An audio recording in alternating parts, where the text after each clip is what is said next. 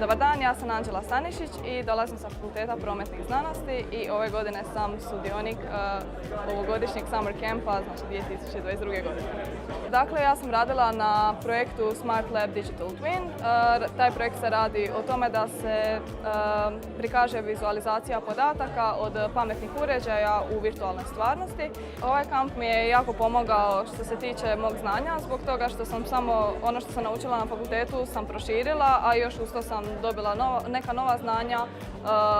Jako mi je puno pomogao jer smo radili u timu, tako da ako netko nešto ne bi znao, stalno bi se nadopunjavali.